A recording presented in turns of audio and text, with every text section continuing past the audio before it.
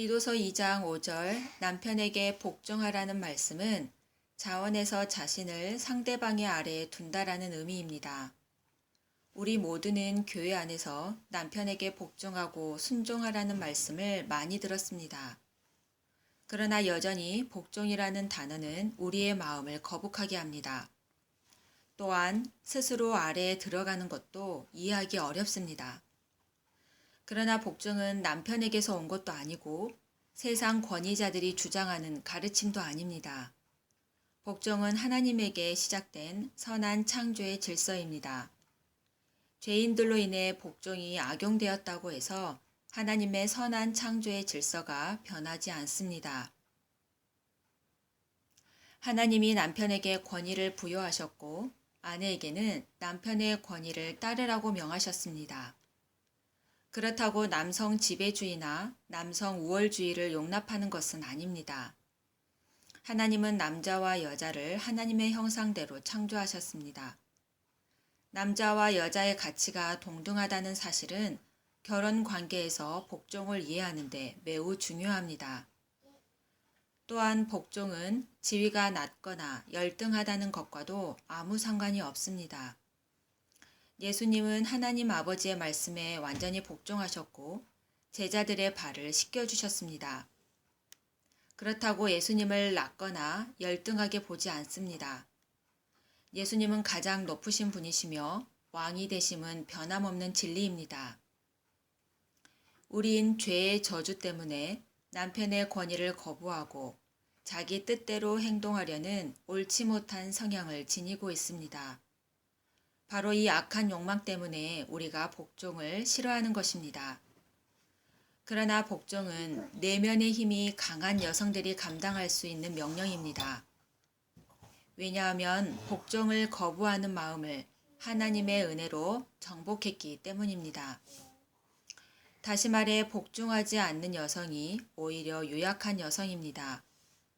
자기를 주장하려는 본성을 따르는 것은 어려운 것도 노력도 필요하지 않기 때문입니다. 그루뎀이란 분은 이렇게 말씀하셨습니다. 성부와 성자와 성령의 관계는 한편으로는 리더십과 권위의 관계이고 다른 한편으로는 기꺼이 자발적으로 그 권위에 복종하는 관계이다. 따라서 올바른 권위에 대한 복종은 고귀한 미덕이다.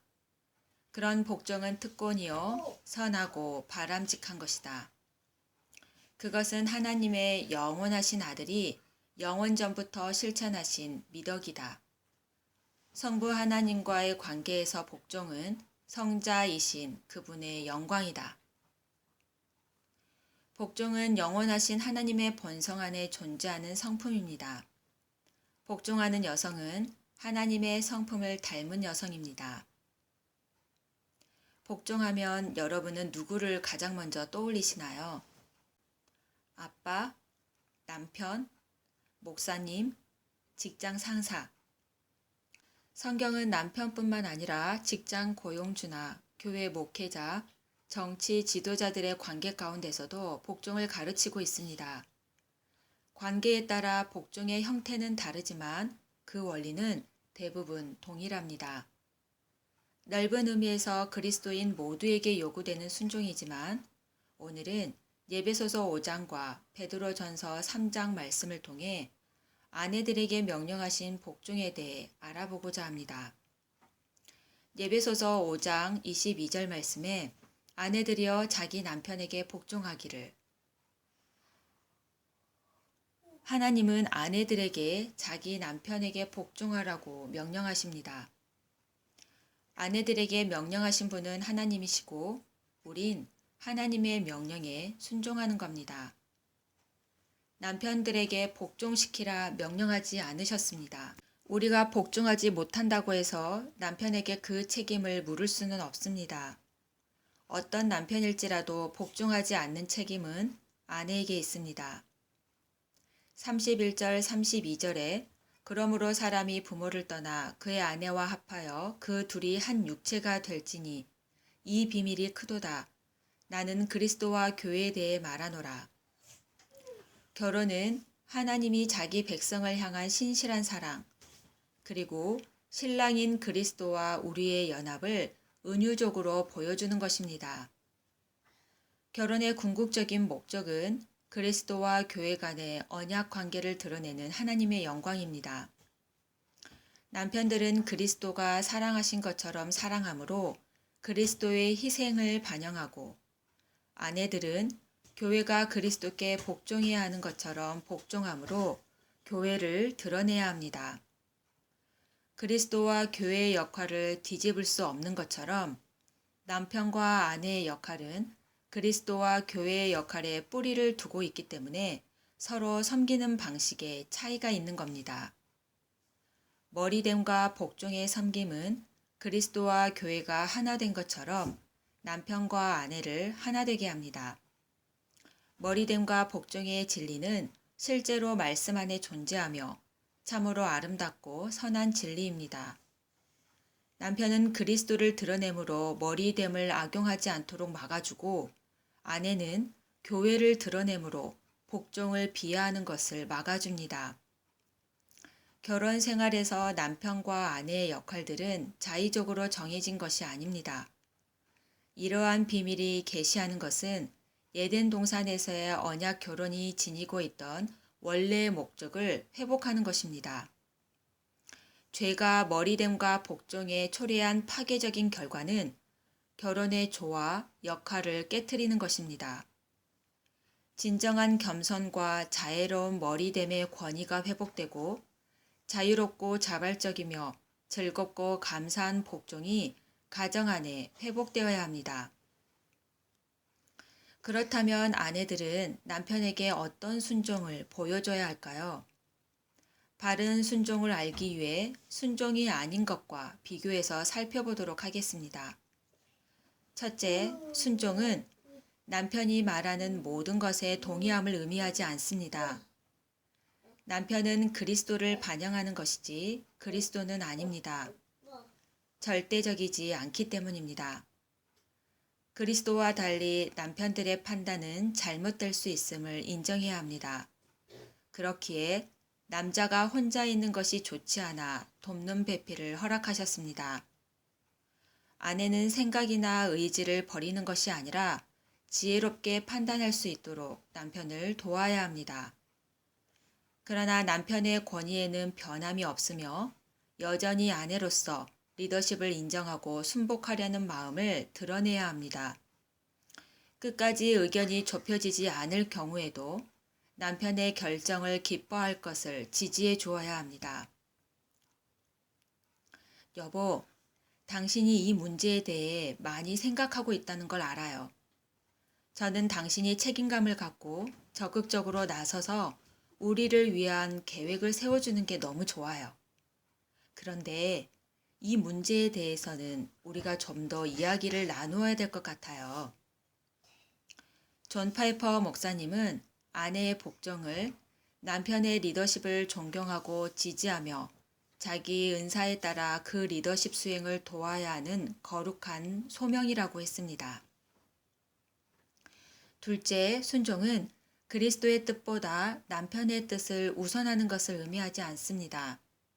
예수님께 순종하는 것이 절대적인 기준이라면 남편을 비롯한 모든 상대에게 순종하는 것은 상대적인 기준입니다.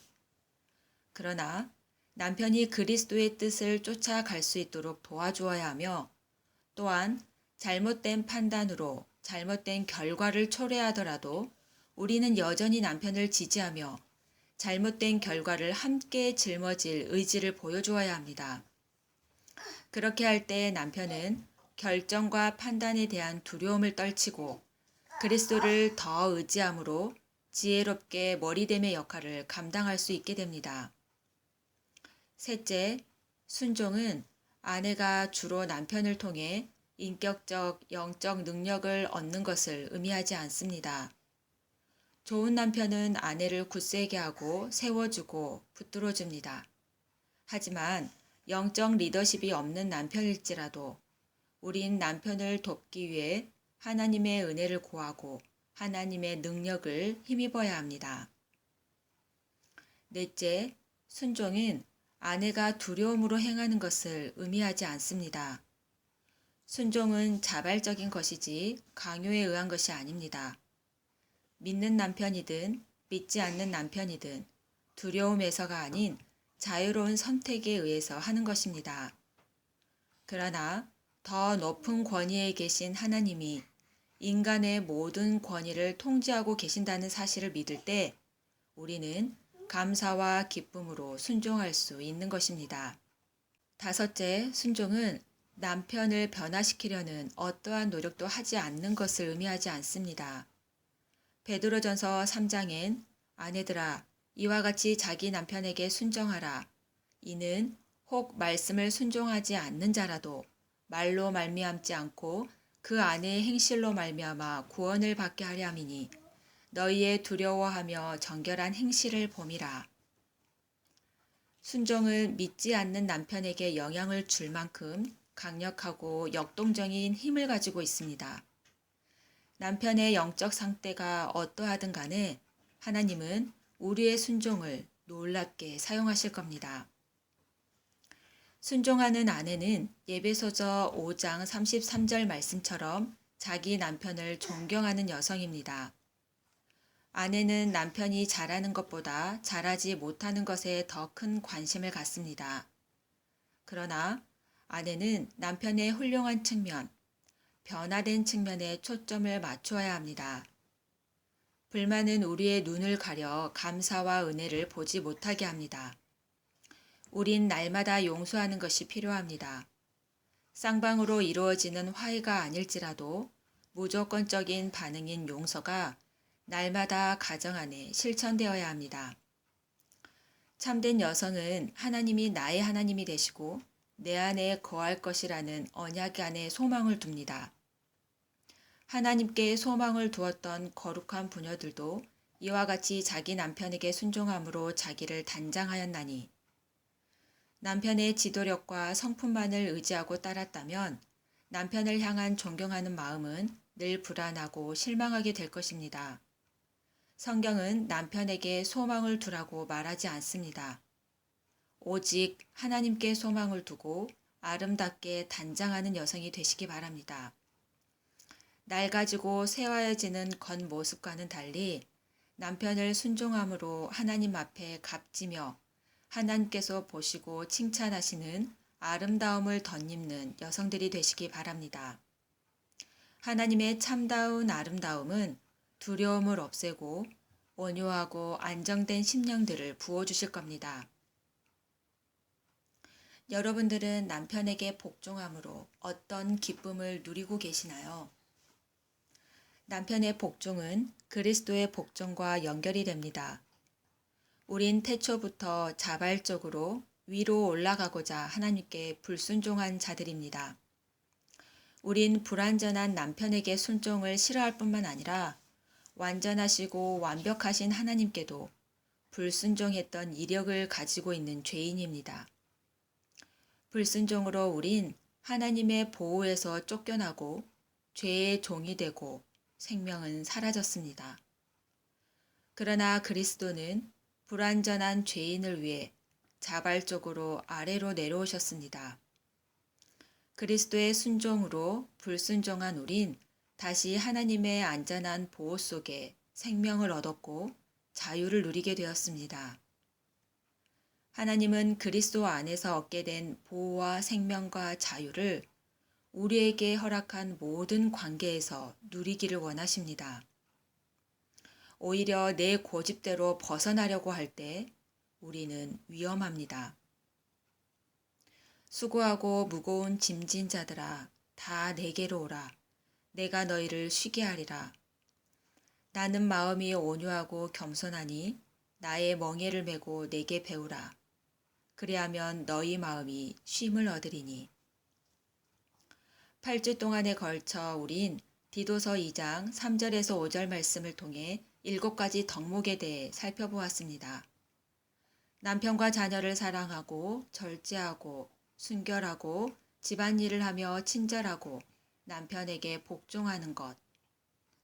어느 것 하나 쉬운 덕목이 없습니다.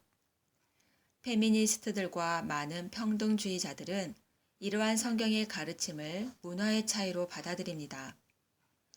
그러나 세상의 가르침에 하나님의 말씀을 분별하는 것이 아니라 하나님의 말씀으로 세상의 가르침을 분별해야 합니다.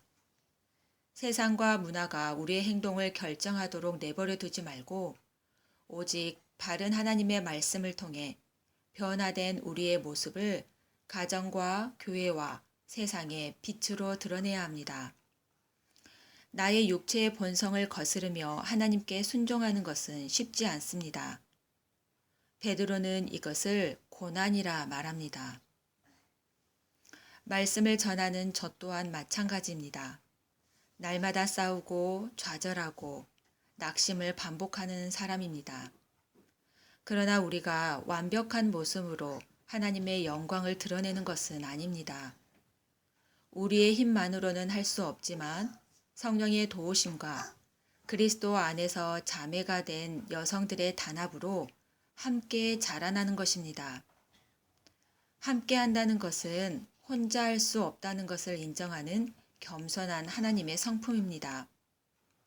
부족한 모습이 있지만 변화시키시는 성령의 능력을 의지하므로 늙은 여자는 젊은 여자에게 주어야 할 책임을 다하고 젊은 여자는 늙은 여자에게 받아야 할 책임을 다할 때 하나님께서는 여성에게 주신 위대한 유산들이 다음 생명들에게 잘 전해질 수 있도록 도와주실 겁니다. 하나님께서 허락하신 여성으로서 하나님의 영광을 드러내는 깊은 의미를 깨닫고 날마다 복음의 능력을 경험하는 경건한 여성들로 자라가시길 축복합니다.